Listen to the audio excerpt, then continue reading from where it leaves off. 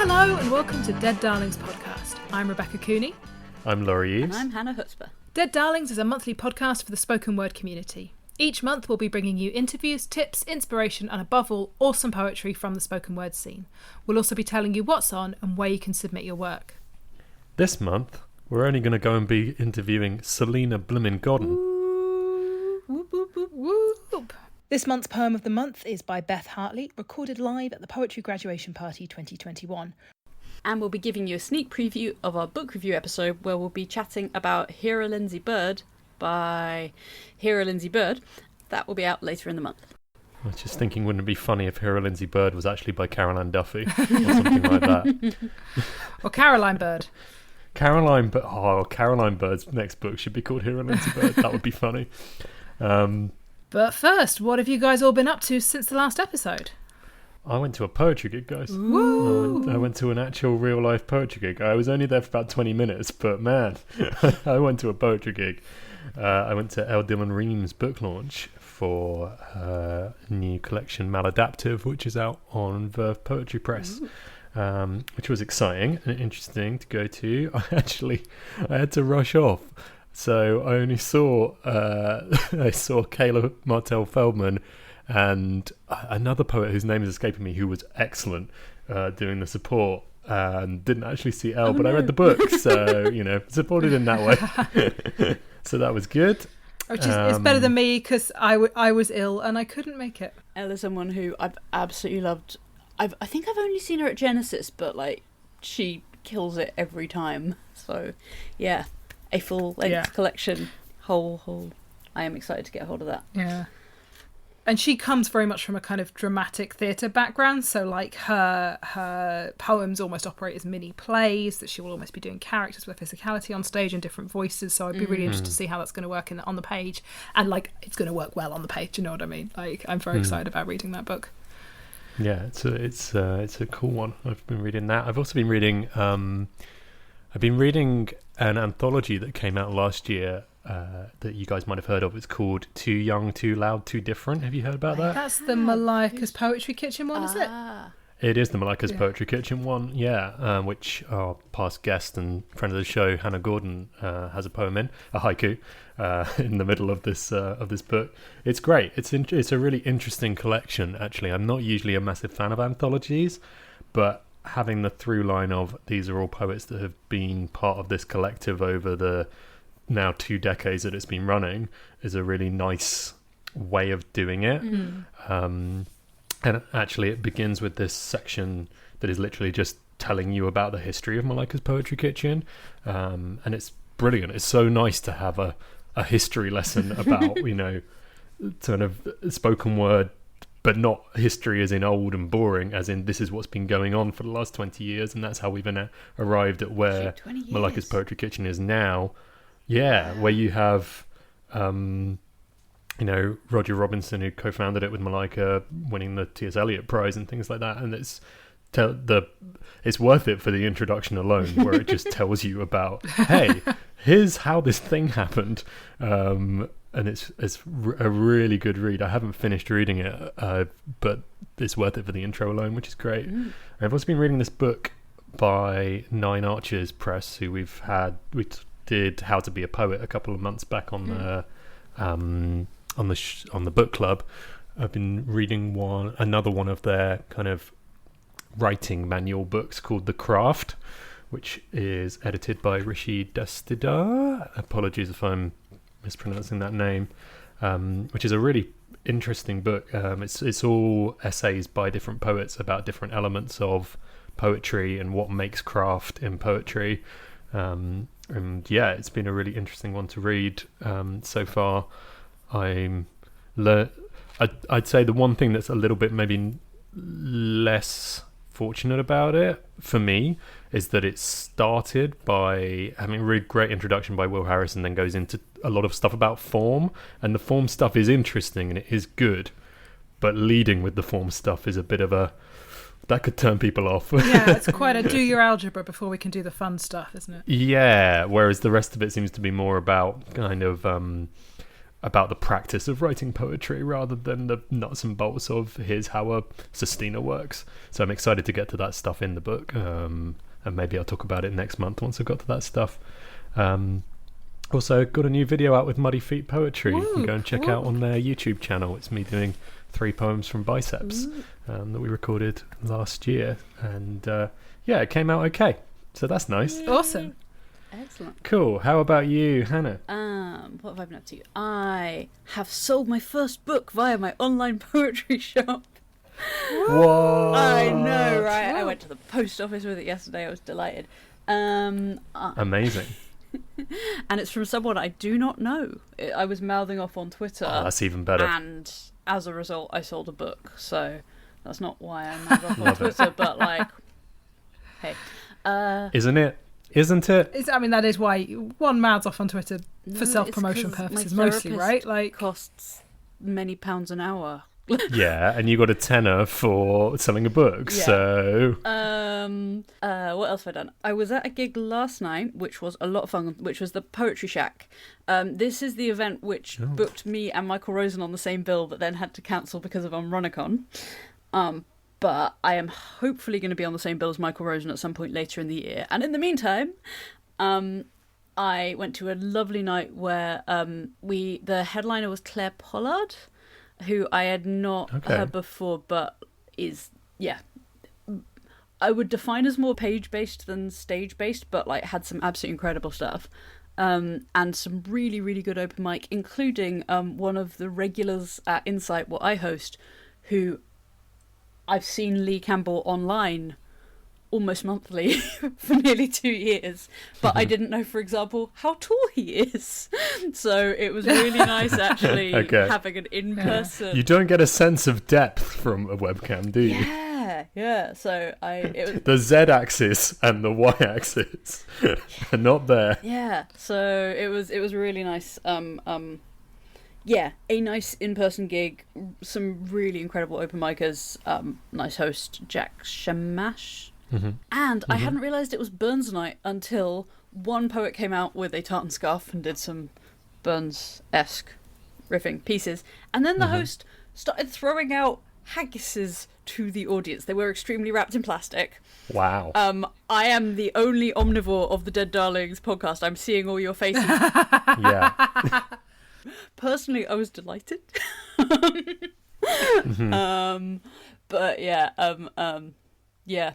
So that was... I love a vegan haggis, by the way. Yeah, just to clarify. Yeah, I've never had a real one, but I quite like the veggie ones. I've no idea. I like what it is. I don't know if I like the thing it's pretending to be. But when I'm in Edinburgh, I go to that baked potato shop where you can have vegan haggis on your baked potato. I didn't know the about baked Bliss. potato. Oh my god, yeah. The baked potato shop. You know the one I'm talking about, Hannah. Yep. We spent many times in that potato shop.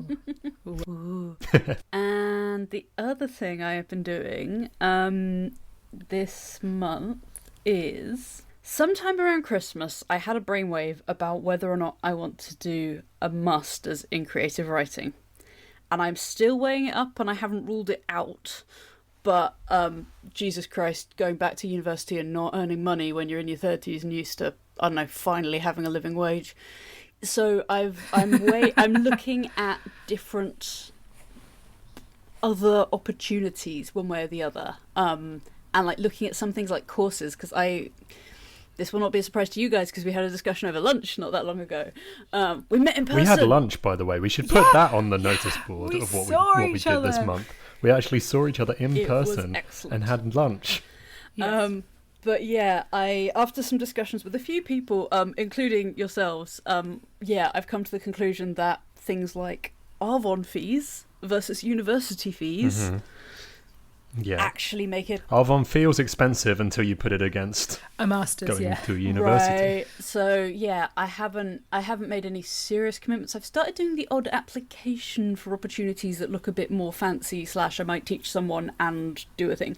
Like, I have no idea if those will be successful or not, but yeah, I'm starting to take a slightly more planned, okay, I'm taking this seriously, I enjoy this, I want to progress it, what does that look like approach. And at the moment it looks a hell of a lot like job hunting, and I hate job hunting. but I am excited to see where that goes. Cool. How about you, Rebecca? Fuck all. Honestly, I am becoming a bit of a hermit, and I'm not happy about that. But I think mentally, my brain's just like, we'll just get January out of the way. I think it didn't help that we had press week at work, and that does tend to suck in a lot of energy and effort. And I've had a big story popping off this week, but no one's suing me so far, so that's good. Okay. Yeah, it's all good. It's all right. It's Laurie's looking really worried. This is not poetry related. No, this is not poetry related. This is. People tend not to sue you about your poems usually. No, but no. That's right. That's why. But yeah, so that's been good. I've not been sued yet, but yeah, I've just been very, very fucking busy. So I'm mentally going. February is when I will get back into stuff. I have started on my quest to get 100 rejections, though. I have applied for a few things that I probably wouldn't have done otherwise without this. What kind of thing have you applied for? I sent a couple of poems into the latest Dear Damsels, which I love. Dear Damsels, if you don't know them, they are a women's writing collective. They publish online and they also publish anthologies. Both Hannah and I have been published by them. And really, really kind of just cool website full of really interesting women's writing. Wasn't entirely happy with the two I put up, but quite pleased with myself in that, one piece was kind of cut from a longer performance piece poem that I'm writing, and I think it might be that the whole thing needs to just come out, and actually it was a poem on its own that I sort of stumbled into by accident. Yeah. I'm quite pleased with myself for noticing that. It was. You were supposed to be talking about the Big Bang and you're fucking on about castles. What? Yeah, two different poems, mate. Yeah, so quite pleased with myself on that front. Whether it gets through or not is another matter. So yeah, and there's still a couple more I need to submit for this weekend. So yeah, we'll see.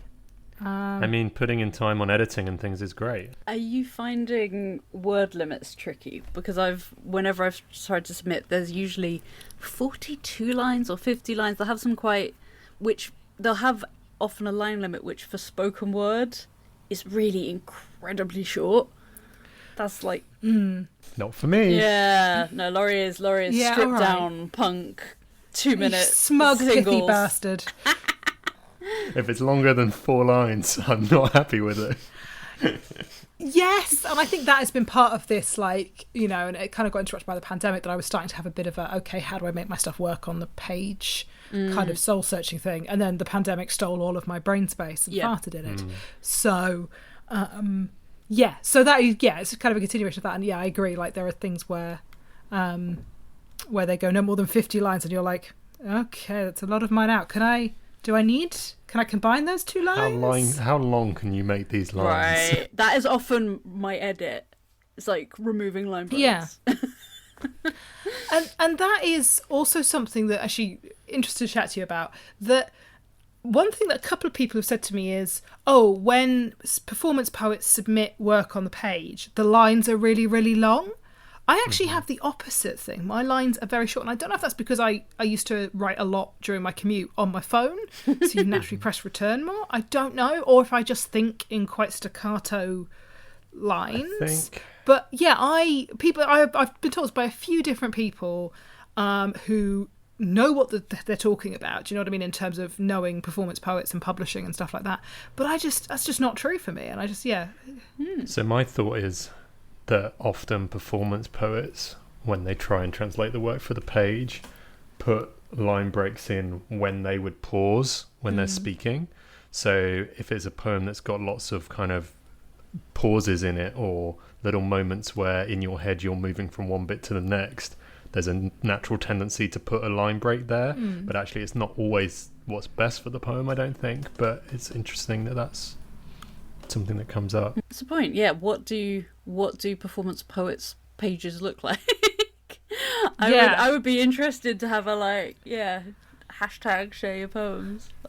No, that's not a good hashtag, but yeah, because that's not something you see, right?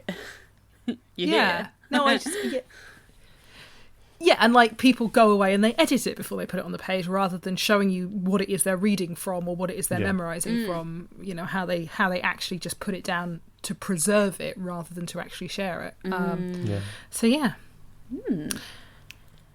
Anyway, so yes, that's been my month. More musing than actually getting out and seeing things and performing. But music's good. Yeah, that hopefully will change next month. Right. Guys, we haven't talked about yet the most important thing of probably our entire lives in poetry, which is that, well, I mean, Rebecca's looking kind of suspicious now. I'm not looking suspicious. I want to know where this is going. You want to know where this is going? My brain's provided several wrong answers for me. Okay, I hate to think what those are, but they could make a great list poem.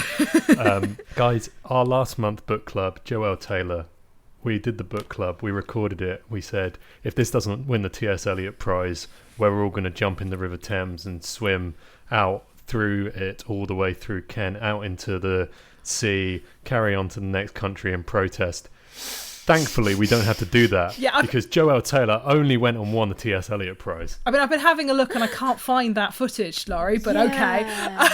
We must have edited it out. I'm Mudlark, and I know what the Thames is like. I don't remember volunteering to go in it, but fuck the Thames, Joelle Taylor. I would like to collect all of my told you so points. Yes. Oh, Hannah, are you sure you want to pick the same poet twice for Book of the Month? Fuck yes, I do, and here's why. I mean, currently we're 2 for 2. If we do one off the T.S. Eliot shortlist, it wins. We did Roger Robinson when it was on the shortlist, and it won. We did. A Portable Paradise. I mean, we've only won it. Have we? No, we haven't only won it after they've been announced on the shortlist. Because Roger Robinson, we did it before it was on the shortlist. I think. Oh, was it? I thought it was on the shortlist already. Yeah, I can't remember. Okay. But yes, before he'd won, definitely. Yeah. Before he'd won, definitely. Yeah. Yeah. But yeah, and it's so fucking deserved, and just Joelle Taylor, like the footage of her, like just bursting into tears and then just swearing at everybody and being fucking brilliant because she was just the most like heartwarming, joyous thing. And I have been seeing on social media various poets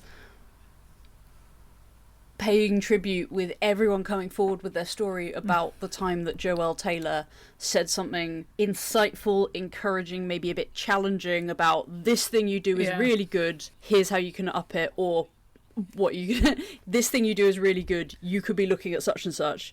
And like I feel like everyone was so delighted for Joelle also because she has one way or another mentored so many people or given so many people encouragement, and the depth of support and warmth and good feeling towards her when she won was just beautiful. Like it was an amazing, beautiful thing to turn on the laptop and go on social media and just see floods and floods of this is brilliant for everybody for so many reasons, and to see everybody for a change just so happy and sharing their happiness about it, not griping, nobody doing a we tend to only unite in these ways when there's something bad happening. So it's beautiful to see our community, or I can't think of anybody who wasn't just absolutely ecstatic for it, because Joelle's been such an important figure for so long in the community, and finally, not that she wasn't already recognised in a lot of important ways, but to get that level of recognition is outstanding and so deserved. Yeah, and like you said, like there was this sense of being part of a community. And that was really lovely as well. Like definitely. That was such a lovely start to the poetry year, one way or the other. It kind of feels like we all won a race.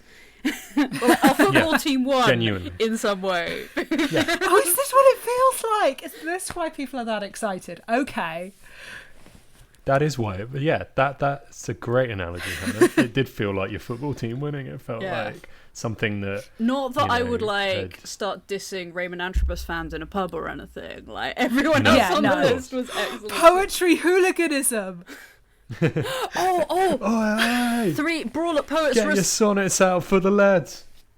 Brawl at Poets recital. 3 policemen bitten. 3 bitten is my favourite headline of all time. It is framed at some San Francisco bookshop, and it's got poetry, got police, it's got playground violence. It's got playground violence happening to police. I'm delighted. All in one place. You're going home in iambic pentameter. Guys, I think we need to rename this podcast. Poetry hooliganism. No, you're going home in iambic pentameter. Amazing. I am very pleased with that. Right, on that wonderful, joyous, raucous note, shall we do an interview with Selena motherfucking Godden? Let's do an interview with Selena motherfucking Godden. This month's interview is with Selena Godden. Selena Godden is a London-based poet and novelist. She's also an activist, broadcaster, essayist, songwriter and memoirist. Her work has been widely anthologised and she has had several volumes of poetry published, including Fishing in the Aftermath, Poems 1994 to 2014, Pessimism is for Lightweights, and a literary childhood memoir, Springfield Road. She has recorded several albums and most recently her spoken word album Livewire, out on Nymphs and Thugs, was shortlisted for the Ted Hughes Award in 2017. She was elected as a Fellow of the Royal Society of Literature in 2020. Her debut novel, Mrs. Death, was published in January 2021 by Canongate, and the paperback edition is out this month. The novel follows the titular character, Mrs. Death, the woman who is death, and a poet, Wolfe Williford, who's attempting to capture her experience and write her memoirs. Selena, thank you very much for joining us. Thank you for having me. It's lovely to be here. I'm a big fan. Hello. That's really lovely to hear. We're big fans too. Yes, the feeling is very mutual. Oh, well, that's great. Thank you. Awesome. So we were wondering if you could kick off by sharing a poem with our listeners, or an extract from Mrs. Death. Yeah, I thought I would read a little extract from the book. I thought I'd do this little bit where Wolfe is walking through East London, and Wolfe is the young writer, and will go on to write Mrs. Death's memoirs. And Wolfe's walking through East London. Wait, what was that? I feel as though someone is there. In fact, I feel sure I'm not alone. Suddenly, it occurs to me, it isn't my hangover walking with me, but someone. I'm not alone at all. Something, somebody is with me. I stop walking and listen again. I turn my head and hear something. It is like a buzzing, a vibration echoing back to me and itself. I put my hands out, some cold air. Then a something, someone else is there. Something. Someone touches me. Cold air on my cheek, their fingers. A small hand brushes my hand, slight, light, the weight of a spider's web. There and not there. I stand dead still and try to look normal and nod my head as though I'm having a normal thought, so nobody will see me holding hands with air or someone or something that is or isn't there. London is carrying on being London. That part is normal, nothing to see here. The traffic is being the traffic, and the noise is the noise. But here I am by Bow Road Tube Station, and I'm frozen to the spot, holding hands with a wind, and with nothing that feels like it is here, and it is everything. There is nothing to see, nobody there, but there is. Here she is. I know a lot of dead people now. I hear her voice for the first time. I know a lot of dead people now. I'll end it there. Woo! Woo! Thank you so much for having me, for letting me read that. Thank you. That's all right. We're going to do an interview now, so it's always awesome when a poet mic drops and like just like, whoa, I'm done. But we and by then, see you then. Thanks. That's all the words you're getting. I'm charging by the word. Awesome. Selena, thanks for joining us. We usually ask our poets and our guests how they first got into poetry as a starting question. So we're going to go with that, if that's okay. How did I get into writing? I don't feel like I ever did anything else, honestly. Even as soon as I could, I was learning to read. I learned to read and write really early, and from there came a hunger to figure out what to do with these words and learning to read. I was a big reader as a little girl, and writing my own stories and writing my own little plays and making my own poems and songs. I think, I was a very creative child. I think it was probably escapism.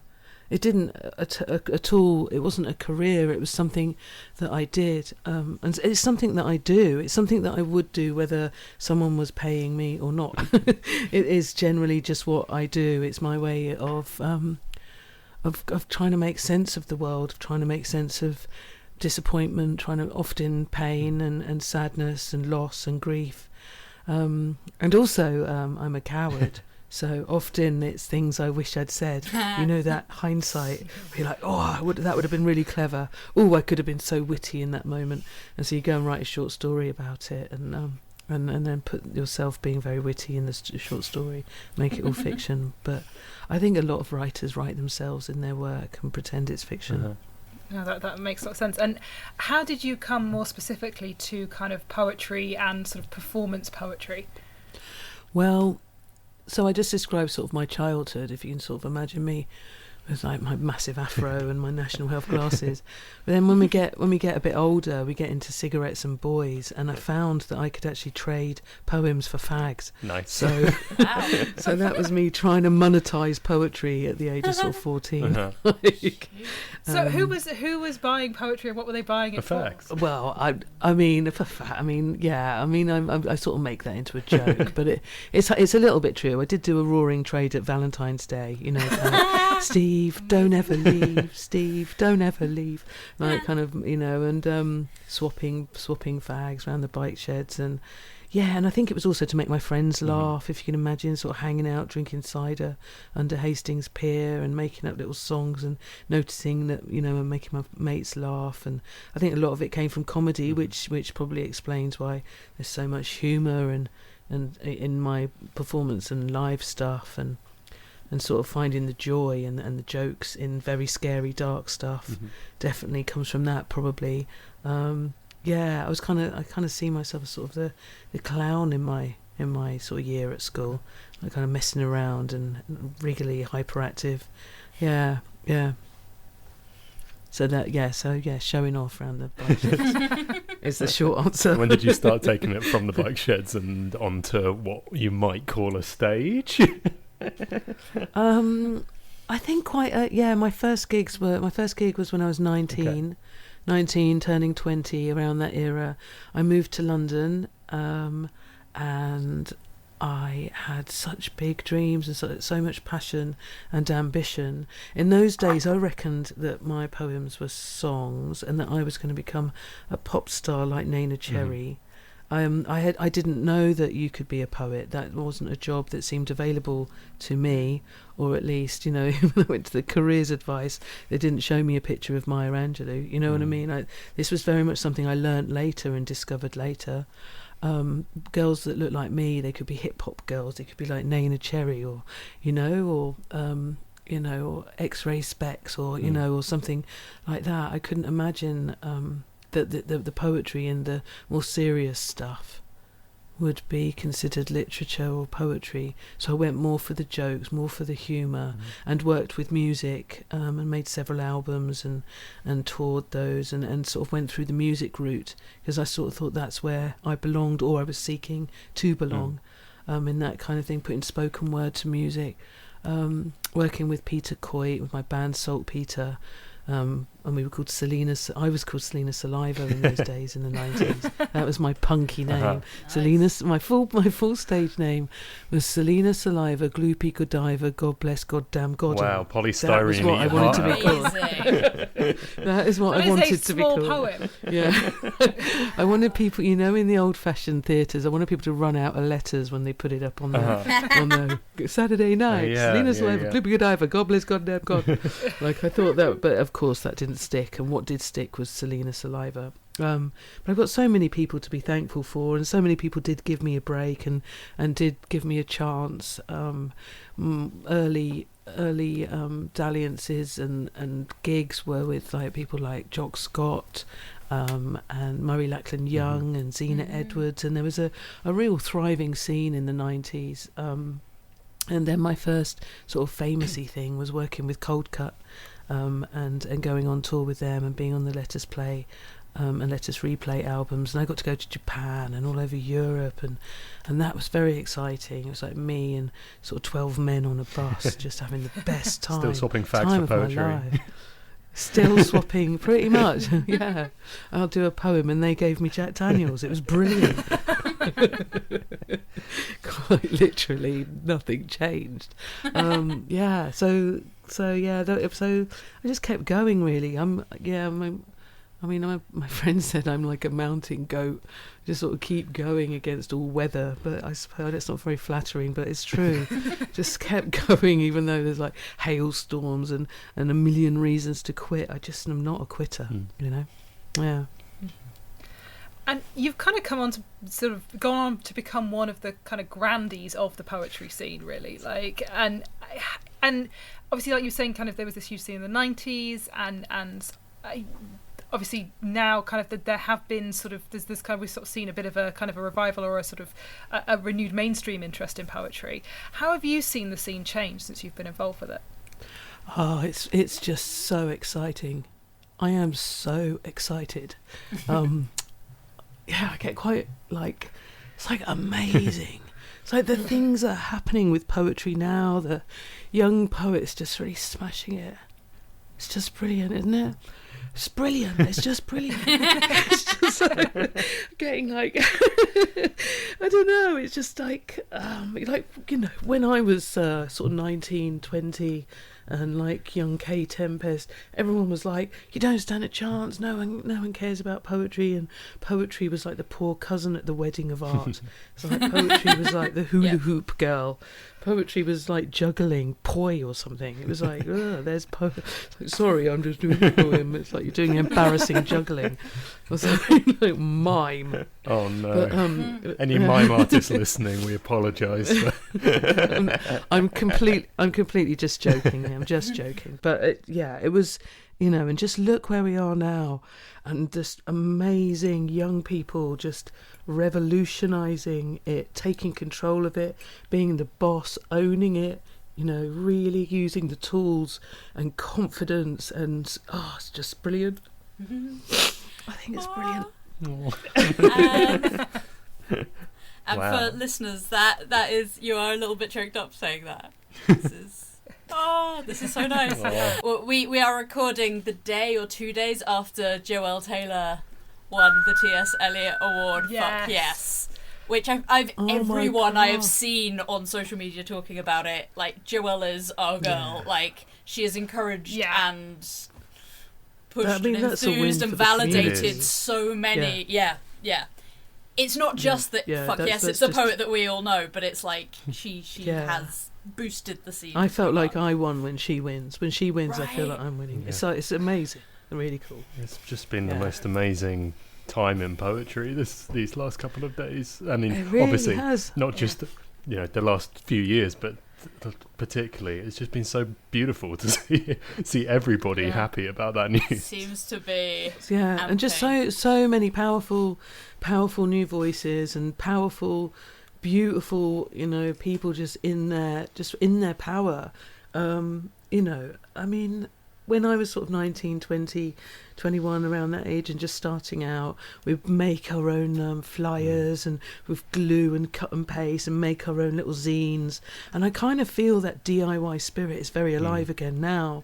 Although it's electronic and it's in the phone and it's social media, it is very much that same, I'll make it myself, I'll roll up my sleeves and do it myself, and people making things, making events, even if the event is just like an Insta Live as opposed to in a room, particularly in COVID and in the pandemic and everything. Just honestly, it's just been, I think poetry's like just kept me sane. Books, literature, writing, artists have just kept me sane in this last 2 years. Just if you can make work whilst all of the whole world is quite literally on fire, and just it's a revolutionary act to be so hopeful and to share that hope, and I love it. Yeah, that DIY spirit has definitely carried on, hasn't it? And I think the way that it adapted so quickly as well to the change in our world with the pandemic was just, you couldn't move for events going on online when that first happened. It was it was amazing, and it fills me with hope that when we have normality in whatever form that is again, there's absolutely no way it's all going to crumble and go away. It will still be there. Well, it's made it really accessible too, hasn't it, for people with disabilities or people who just skint and broke and can't make it to gigs, to make it. I really, really want them to keep making gigs hybrid, so people all over the country, or indeed all over the world, can watch a gig as well as the people that can get to the pub or the little venue or whatever. I think it's just smart. It's just really clever. Wow. It's just amazing. And I do think probably poets are probably the only people I know during the pandemic who have made more connections during the pandemic. Like, yes, it's been shit and lonely, we've been inside, but actually I have kind of quote unquote met more people during the pandemic, and I feel like outside of poetry I don't know that many people who've had that experience during the pandemic.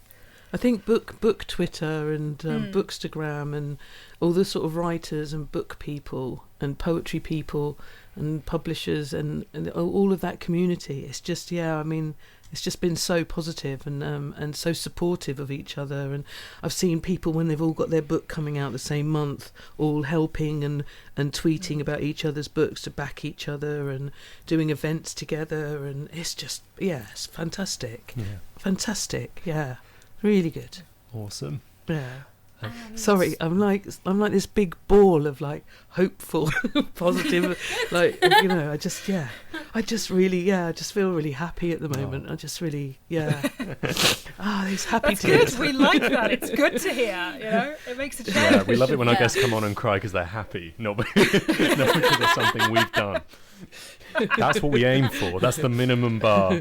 You've come from this background of both musical performance and performance poetry. How have these different genres and influences fed into your experience of writing? Have they fed into writing the novel? Okay, so this is interesting. I make work, and as I'm making it, I kind of don't know what it's going to be. I know this is going to sound incredibly pretentious, but it kind of tells me what it's going to be. It's not like I wake up and go, I'm going to write a poem. I just sort of write, and then the form starts to take shape, and then I'll notice that, I'm leaning towards mirroring, making choruses or making rhymes or not, or making it more flat, or, But having said that, once when I was writing Mrs. Death, I had a lot of time switching the forms and playing with the way that it looked on the page and the way that I wanted the reader to look. I kind of want the reader to do a little bit of work when they read Mrs. Death. So some pieces that started off as prose became poems, and some that started off as song became prose, became newspaper articles, diary writing, and different styles of writing. But some of them did not begin like that, and I switched them. For example, the really serious one about the prison and the terrible story, terrible tragedy.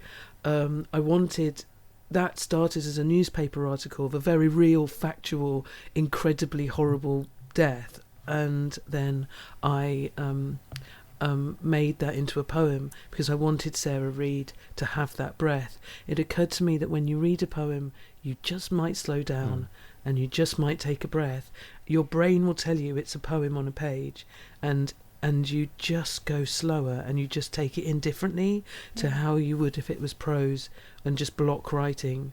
But that is basically a chopped up kind of like William Burroughs kind of chopped up sort of punk kind of newspaper article made into a poem. So some of them I really did that to make the reader come up, meet me halfway and do some of the work with me. But I think because I didn't really feel like I fit in anywhere. So I like writing, all kinds of writing, don't I? From essay to poetry to memoir. I like playing with different styles and don't just have like one trick up my sleeve. I think it's because of that, because you go, like my mum's got this amazing saying, go where the love is. Like, go where the love is. And so I've often done that and gone, so if I'm getting a lot of poetry work, I'll do that, or if a project comes up like The Good Immigrant, then I'm suddenly doing essay work, and and so I go where the love is. I'm very easily led like that, very suggestible and easily led. I probably shouldn't have admitted that, but it's really true. Like, we'll be driving in a car and there'll be a picture of a Haagen-Dazs, and 5 minutes later I'll be like, oh, really fancy ice cream, and like, and it's, I'm ridiculous like that. So yeah. So the next question is, what's your PIN number? No. So next question in more seriousness is, I guess if you're talking about this leading you, how were you led towards Mrs. Death specifically? Like, well, Mrs. Death was a body of work, a novel that I was working on for, almost 10 years. wow. And building it up and working on it in secret behind my own back and behind the back of paying jobs. So it would be the thing I was working on which no one had asked me to bloody write and no one was paying me to do. And I didn't have an agent and I didn't have a publisher, but it was the thing I'd sit down and have this deadline for this thing to write and just have, like, when you've got you're just like, oh, I can't bothered. I don't want to write the thing that there was, and then you just go, I'm going to work on my secret thing. So it was Mrs. Death was the secret project that I was working on whilst working on everything else that like Livewire and The Good Immigrant and everything else that was happening. So from that, it means that it was a piece that came from pleasure and a piece that came because it was something I wanted to write.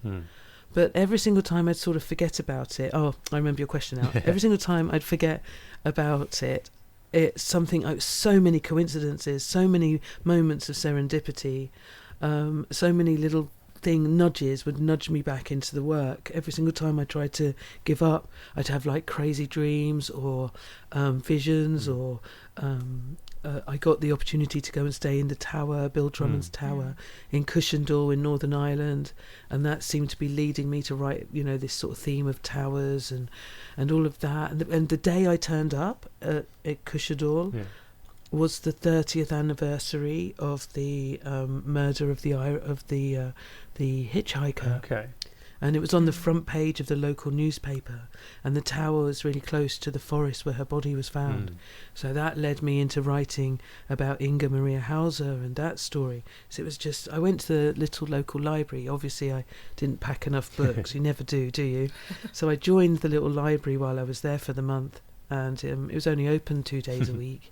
And I went and made friends with the librarian, and there it was on the schedule, the newspapers on the table, the local paper, and every newspaper was like this, Inga Maria Hauser. So then I started doing loads of research into that disappearance and a terrible tragedy, and it just felt too strange that I was there for the anniversary, and so I went to the forest, to the site where she was found. And sometimes when I was writing this book, I felt like a crime writer. I think I'd like to be a crime writer when I grow up. Yeah.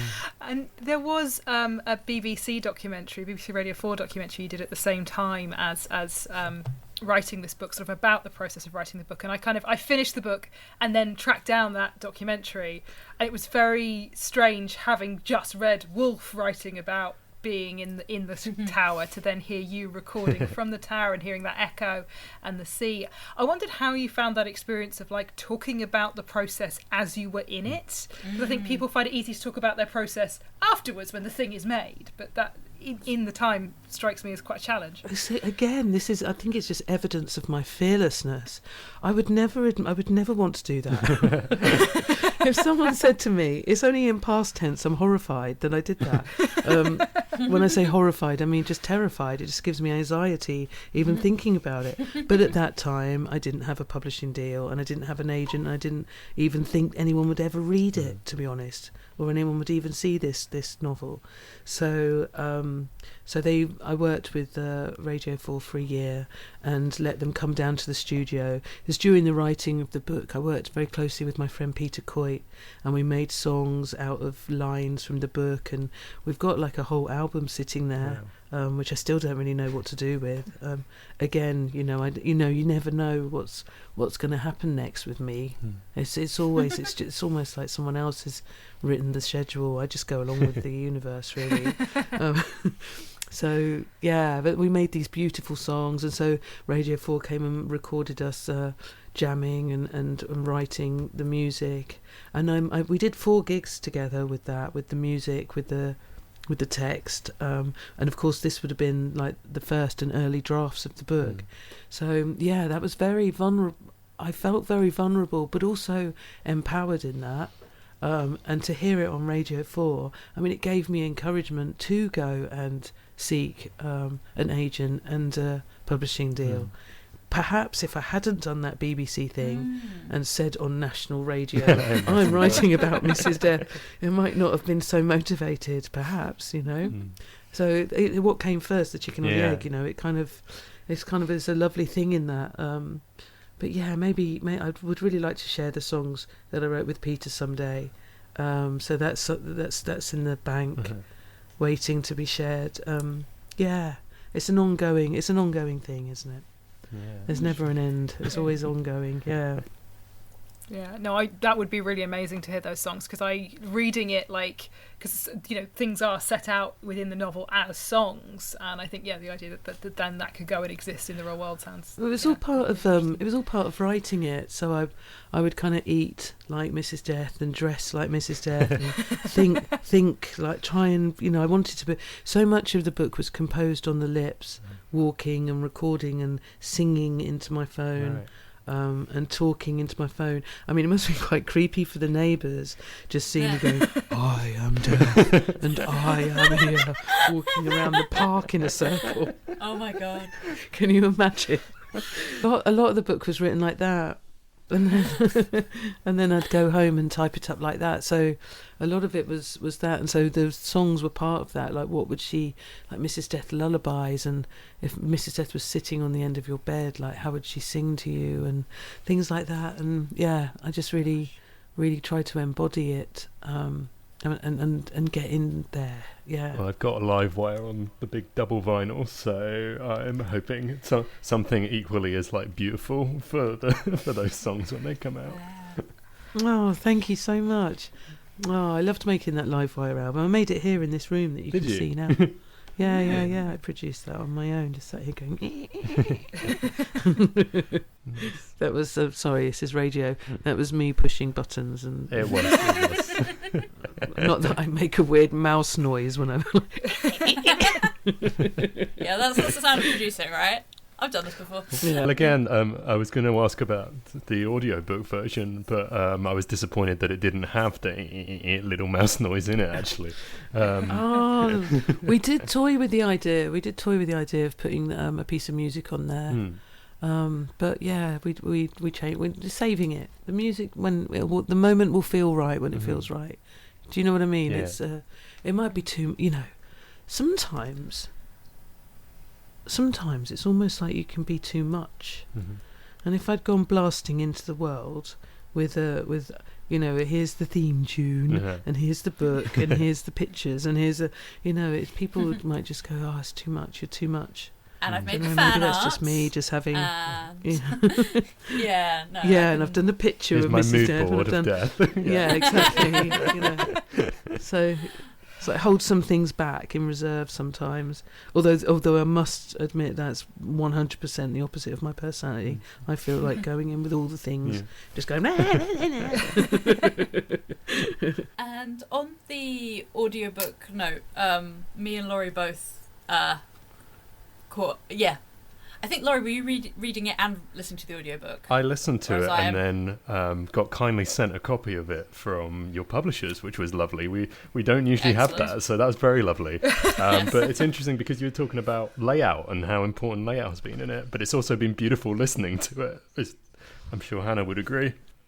Yeah, I've been Last Minute Brigade and catching up with the audiobook version, but I was wondering if you could tell us a bit about that process, because I know some people who have absolutely hated reading out their books or have just found themselves staring at things going, shoot, I would have done that differently, or how do you feel like coming to it from a performance angle helped that? Well, I really enjoyed doing the audiobook. It was one of my favourite parts of the process. I'm very at home and very comfortable in a studio and with using microphones and everything, so that was a gift, and I was really happy about that. Also because I'd done so much of the writing, walking and saying it out loud and saying it over and over again, and the voice was very solid in my head. I really enjoyed making the audiobook. It didn't take long at all. It's not very long, is it? It's only about 6 hours. But it took about 3 days to make it, because I wanted to get it right. As good a job as I could, I mean. But I really enjoyed making the audiobook, and of course it was recorded in 2020, so it's literally the first time I'd left the house in ages. I was well excited. I got to go in a taxi and I got to go in a studio. It was really exciting. Yeah. It's being locked in a room in a different way, being in a studio, right? Yeah. So, as we said, the book has been out for quite a while now. It's coming out in paperback this month. But how have you found the reception that it's received? What's it been like to have it out in the world? It has blown my tiny mind. It has blown my mind. It's just been phenomenal. It's been beyond my wildest dreams. Absolutely stunning. Can't believe it. Mental. Absolutely. I still feel like I'm in some weird TV show that's not, and I'm just watching myself, and it feels very, very surreal. The most beautiful thing is the way people have responded to the last pages, and I've been really touched, moved, honoured with some of the messages and some of the things I've seen, and people have been writing to me privately and sending me photographs of their last page, and is the last 6 pages are blank for people to put their memories or of people they've lost or people that came to their mind when they were reading the book. Obviously, I didn't write this book for a pandemic I didn't know was coming. I wrote this book for the pandemic that was already here, the pandemic of violence, pandemic of apathy, pandemic of, anyway. So it's just been extraordinary, the number of people that are sending me pictures. They've made like the back of the book with photographs and poems and names, and that's just been really, really, it's almost like I get to go on, continue the journey with them, or they invite me in fact to go continue the journey with them, and that's just been really touching, and really made me realise why I spend so much time in the mourning place, writing about grief and the language of grief. And then, of course, on a more cheerful note, if you like, the friends I've made with the positive death community or death positive movement, I've just met all these incredible people, like death doulas and death workers, and amazing people that do alternative funerals, and people that do one amazing woman called Kaz wrote to me and said she listened to the audiobook whilst weaving coffins, and just the idea of like weaving coffins and my voice weaving into her coffins, and so just amazing. And then there's the queer death stories, and the positive death libraries as well. So this is a whole world I knew nothing of when I started writing this book, or whilst I was writing this book. The book's been out for a year. The hardback came out January 2021, and then the paperback's out next Thursday. So that will be a whole 12 months of this whole new revolutionary conversation going on. I'm just a small part in it, but there's so much going on. I mean, with all the things that are going on with the pandemic, I think it's important that we look at the way we're talking, look at the way we're not talking, rather, the language we use, the words we don't use, the way we share. I because I've been writing this book, I've noticed a kind of a constant procession of unsaid, unburied, unrejoiced, unspoken, unmarked deaths. And it's just been, you've got all the politics and all the Brexit and all of this going on your Twitter, but then every other post there's I lost my nan, I lost my gran, I lost my dad, I lost, and this has been going on for months now, For sure. So yeah, I think we just need to, I think the whole planet needs counselling, like grief counselling. I think everyone needs a hug. Yeah. If it wasn't so dangerous.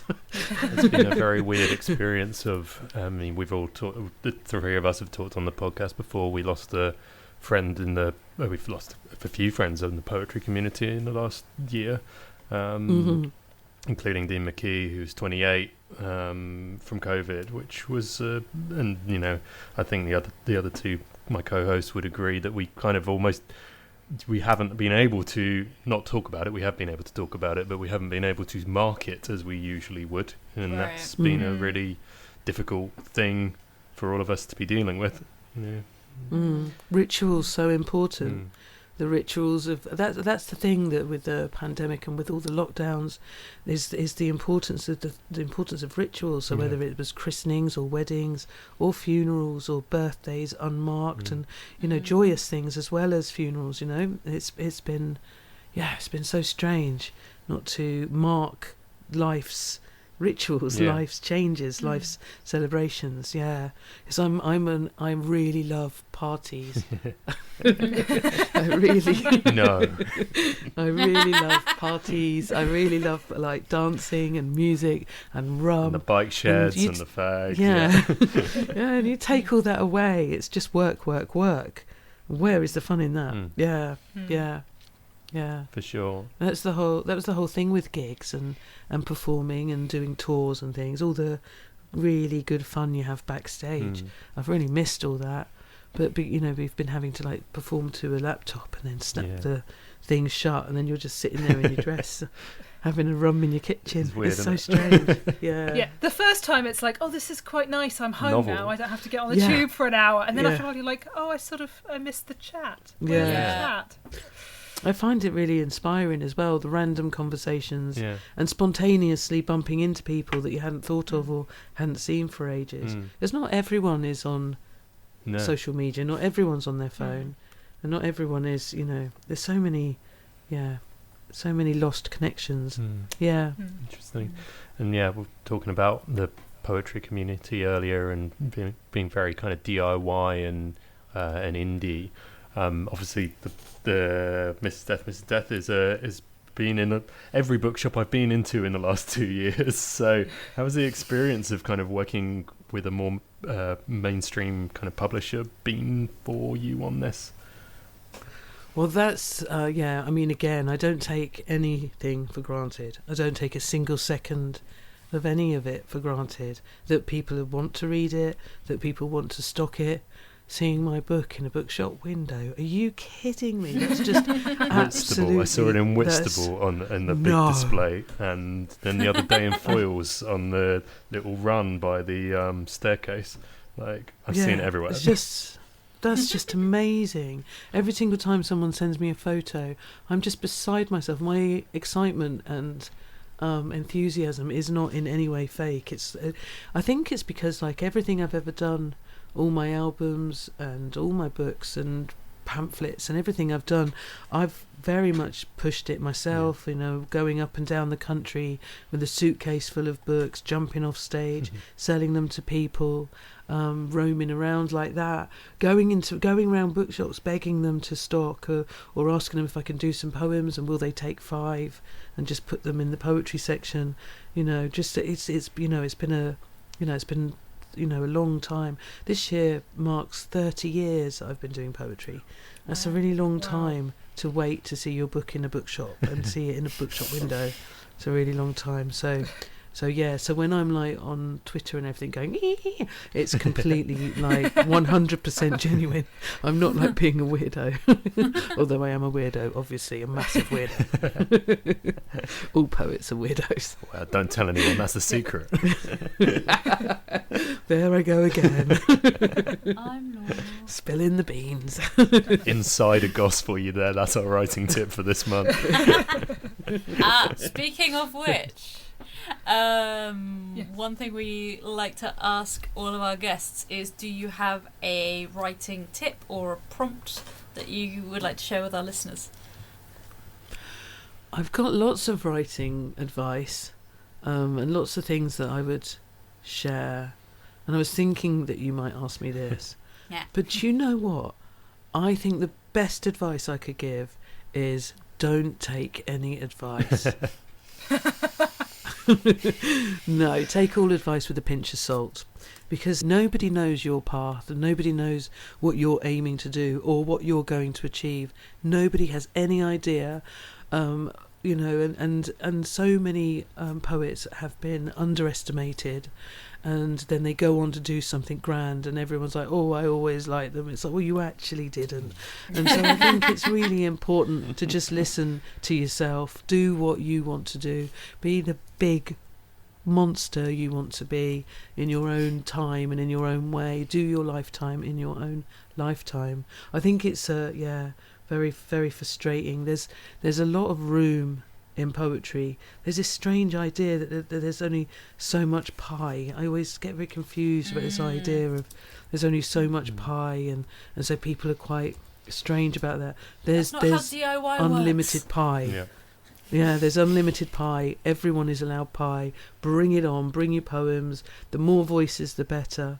And don't rest, People that are making the world a terrible place, they never rest. So poets shouldn't rest either. Pi goes to infinite decimal places, everyone. That's what we've learned. I like that. That's really fucking good. I have a question. Selena, are you going to be at Jake Wildhall's birthday gig on the 24th of March? I am. Yeah. I am. Yes. Have you seen the lineup? It's so fucking good. It's so good. ridiculous. It's ridiculous. I can't wait to see every single person there. That's going to be amazing. Good. We'll see you there. Yes. And there are, for listeners, there are still tickets available, so do check that out on our social media. There are when we're recording. Who knows by the time this goes out? Who knows if they'll still be there, but yes. So before we wrap up, was there anything you wanted to plug? No, keep listening to Dead Darlings podcast. It's brilliant. Keep reading Mrs. Death by Selena Gordon out on Canongate in paperback now. Yes, also brilliant. And buy Livewire and all her records and everything else. Pessimism is for Lightweights is on Rough Trade Books. It is. Yeah, it is. Brilliant. Well, thank you so much for joining us. Thank you so much for having me. I've had such a lovely chat with you. Thank you. This month's book is Hera Lindsay Bird by Hera Lindsay Bird. Good title. And it's chosen by Rebecca. Rebecca, why did you choose this eponymous book? I chose this eponymous book because I think I read it probably just before we started this podcast, actually. So I think just before I started regularly reading and tearing apart poetry books with you guys. Not tearing apart, but like analysing. We do tear them apart. Oh, yeah, that's our job. But in a good way, like tearing into a really good vegan pie, right? Vivisection. We tear into it in a ravenous, appreciative way. Yeah, so I was kind of curious to kind of come back to it and sort of say, what do you guys make of it? What do I think of it? Kind of a couple of years down the line, that sort of thing. So I should do a full disclosure that I already read the book as well, probably around the same time, maybe 2018. I think it came out. I couldn't believe this looking back at the book. It came out originally, the New Zealand pressing, in 2016. So it's 6 years old now, Rebecca. Could you believe that? No, I didn't realise that at all. Yeah. But then also, I don't realise how old I am. How long ago? And Hannah, it's your first time reading the book. It is my first time reading the book. And full disclosure, I got up to page 70 in a chaotic fashion, and it is 111 pages long. Mate, page 70, it all goes great after that. I mean, I sort of think in a chaotic fashion is a good way to read this book. Like, in a chaotic fashion is a great way to read this book. Like, I feel like it is so much of it feels right. Like a lot of it feels like your very drunk friend is sort of holding forth Like, it's written in that style, and you kind of almost are just like, this is just, what is this? And then you realise, oh, that's a really good image, or that's a really good image. But it's like they're being fucking fired at you repeatedly by somebody who's not very focused at this point and is just dropping the stuff and then moving on very quickly. It's the dead opposite of what we were saying earlier in the episode about wanting to keep poems to 4 lines long. Hero Lindsay Bird doesn't do that. Hero Lindsay Bird avalanches you with imagery and ideas. That was a taster for our book club mini episode, which will be out later this month, wherever you get your podcasts or wherever you got this podcast. Now it's time for the notice board, where we spotlight 10 or so opportunities to look out for where you can perform your work or submit it for publication, and also just things we think are cool. Rebecca, what have you got for us? I've just got has become my semi-regular reminder, as this month, February, as this podcast goes out, will be the Verve Poetry Festival from the 16th to the 21st, I think it is, or 16th to the 20th of February, and it's in Birmingham, and I've got lots of tickets to things. Come to Verve and be friends with me. If you're going, come and say hi. I am very much looking forward to being out performing and watching things and going to workshops and meeting poets. I'm so excited about just all the poetry people I'm going to get to interact with. I'm going to be very weird and unhinged, I'm sure, in the way I come across talking to these people. Rebecca's but I'm so going excited. to be wearing a badge that says, "I am Rebecca Cooney from Dead Darlings Podcast. Please be my friend." For anybody who's wondering what Rebecca looks like in visual form, not just audio form. Oh man, we're going to have to make badges. Yeah, maybe. I don't know. I'll probably just be the person that's grinning like a very kind of vacant puppy in human form at everybody. I think there could be lots of that at that festival. Yeah, this is true. But yes, no, very, very excited about that. So yes, aside from just Verve and my overexcitement. So I've also got Dear Reader is a website which is a spin-off of an open mic in Worcester called Dear Listener, and they do submissions for poetry on the website on a rolling basis. They accept submissions of flash fiction, prose poetry, and alongside this they also accept reviews of poetry chapbooks and collections as well.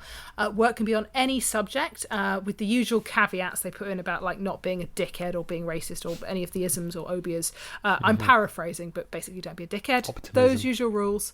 Flash fiction between 300 and 500 words, poems of no more than 2 A4 pages. So that's the limit they've come Looking up at with. you here, Lindsay Bird.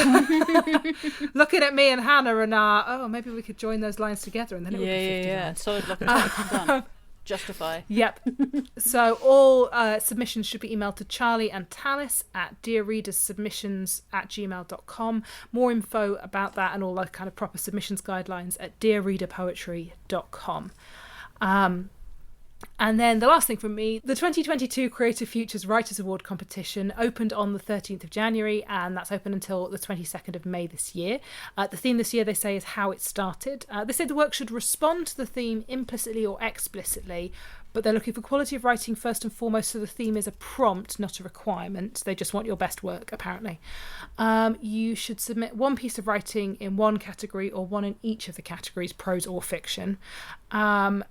And poetry is maximum 50 lines, fiction maximum 2,000 words. Cash prize is starting at £100, but actually I thought the best bit of these, the prizes were things, there's lots of mentoring opportunities and access to courses, which looked really, really good. So for more information on that, go to creativefuture.org.uk. Hannah, what have you got for us? So, Insight, spelled as in Insight of Riot, the queer spoken word night that I host, is having an in-person event. Woo! Whoa. I'm going to see people and find out how tall they are and everything. So this is hopefully going to be a hybrid event, but I want to test that the tech works before I can promise that at all. But it's happening on the 19th of February, which is a Saturday afternoon at the Apple Trees Pop-Up. It's a queer pub, but they're having renovations. So they've now got a pop-up venue in Clerkenwell. And that is on the 19th of February. It's going to have a variety of acts. There are quite a few people booked, and there are a few more people to be booked, but it is a queer spoken word night afternoon. Having said the word queer multiple times, straights are extremely welcome in the audience. In fact, I would encourage you that it is a fantastic act of allyship to turn up and listen. But yeah, we're going to be trying to do some more in person, maybe like once a quarter type thing as a weird mix, because over lockdown it's grown hugely, but then a lot of the regulars are from outside of London, so we don't want to lose them or stop having the cool thing that we've got. So we're testing our toes in the water, but also I am dead excited about seeing humans and doing the thing in person where you can hear the applause because people aren't muted.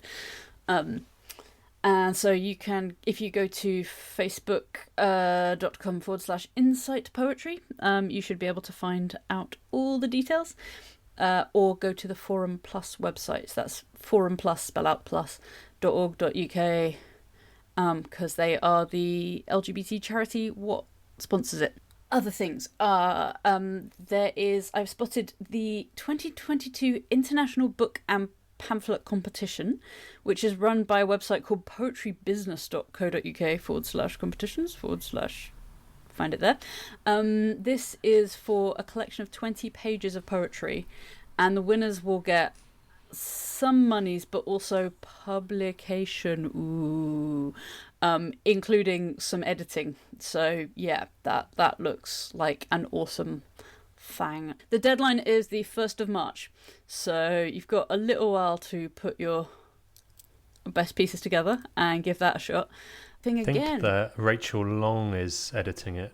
The other thing I wanted to talk about is the Arts Council has a grant called Developing Your Creative Practice, which is specifically not for I want this project to come to fruition. It is more about craft.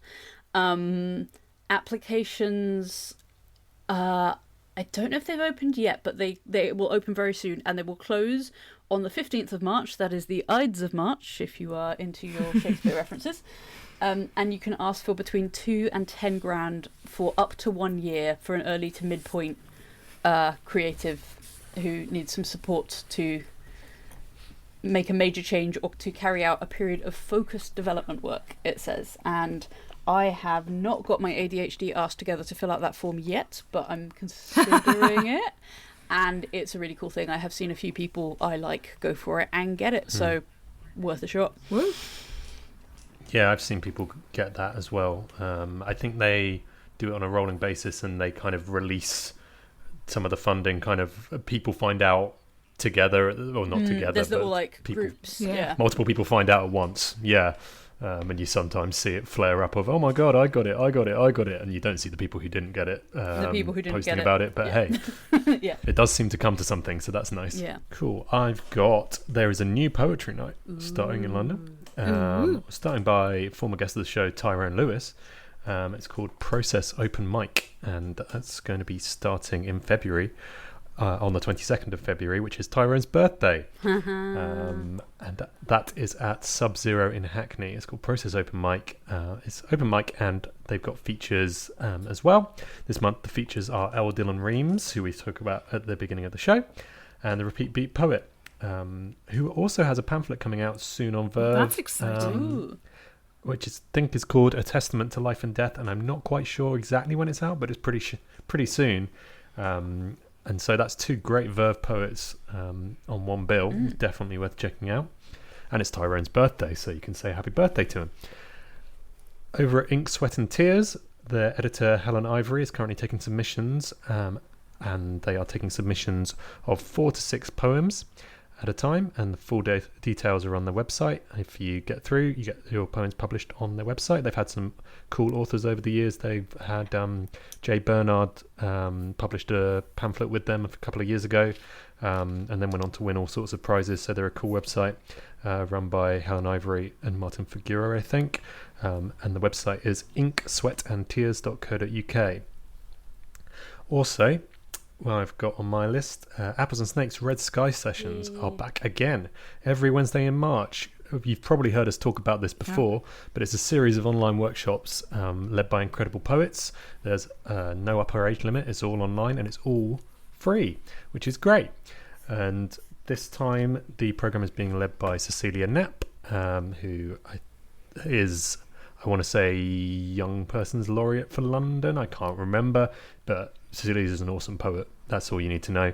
And they've got a list of brilliant guest tutors. They've got Rachel Long, again, coming back, who ran the programme last time. They've got Laurie Bolger, who's a great poet, Vanessa Kazule, Amy Aker, and Reese Lyons. You can register and find out more at applesandsnakes.org. I want to do a couple of other quick ones, if that's all right, go guys. for it.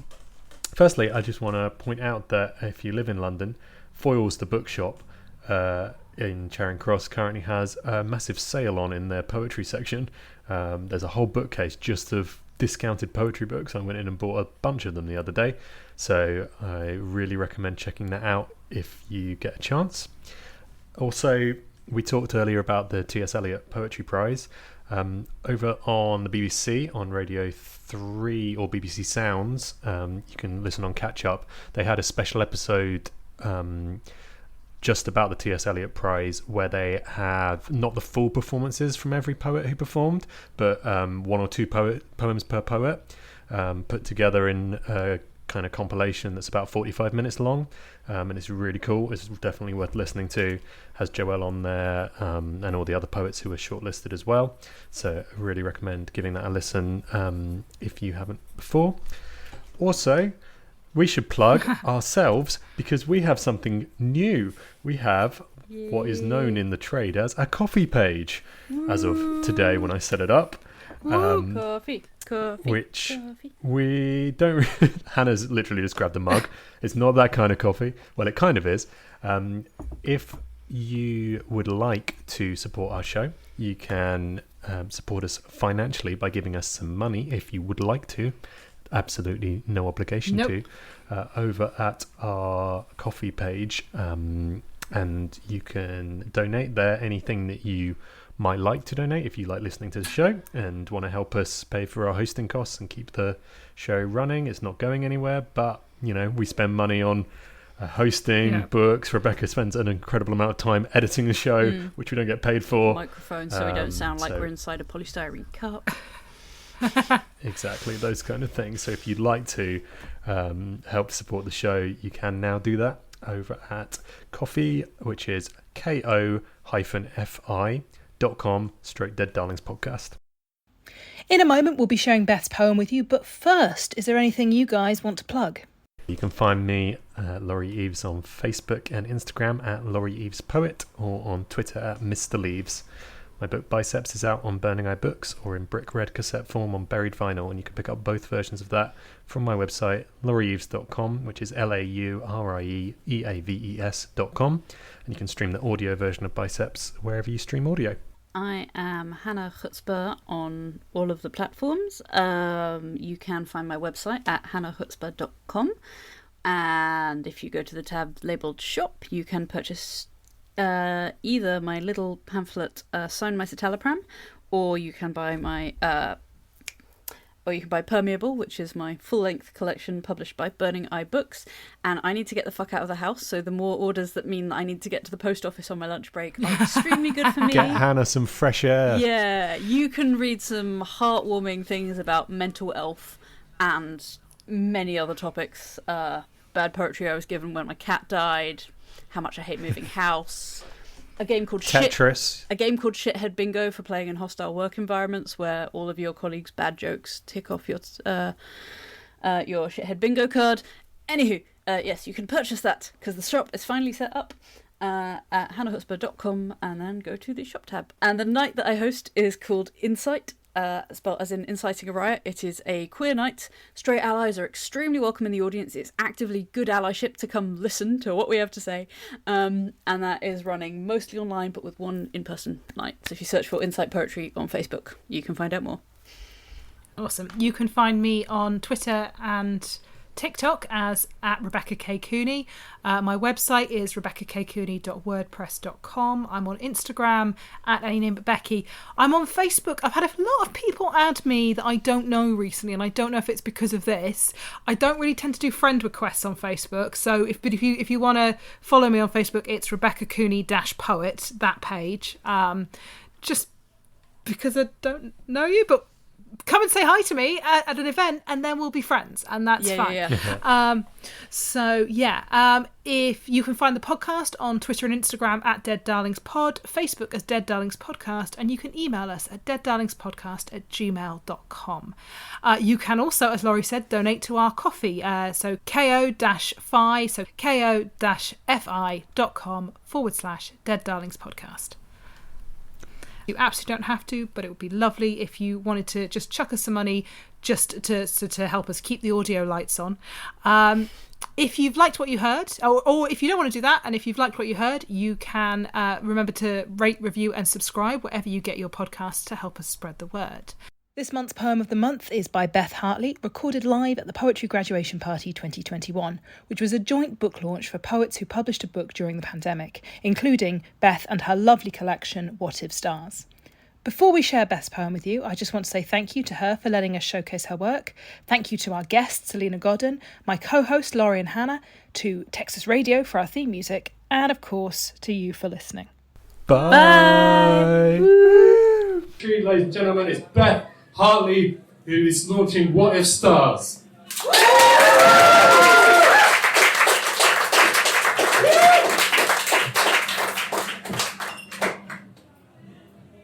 I come from all points north, where the sea comes in, birds rise on the seam of water, air and land, where the sacred calls to me like intertwining lines, and I say Bath, grass, me castle. I come from talking properly, with everyone at the table, from hiding my anxiety behind 6:30 comedy on Radio 4. If nobody is watching, I can be eating. If you ask me how I know I've cutlet, I'll say, I'm sorry, I haven't a clue. I come from a beard. His fears, those wayward pies, dropping notes, drifting at night, mood indicated by music, relationship growing as I moved away.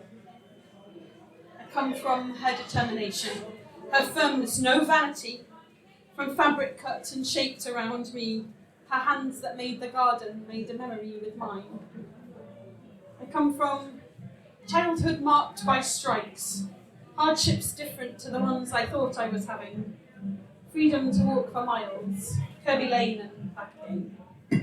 I come from education as power, knowledge as strength, words to cross and parry in the forest of this life. I come from strong women and worthy men, hill and sandbank, rock and fen. I come from days spent dreaming of a life I could be writing, never guessing it was waiting in a neighbourhood of swans.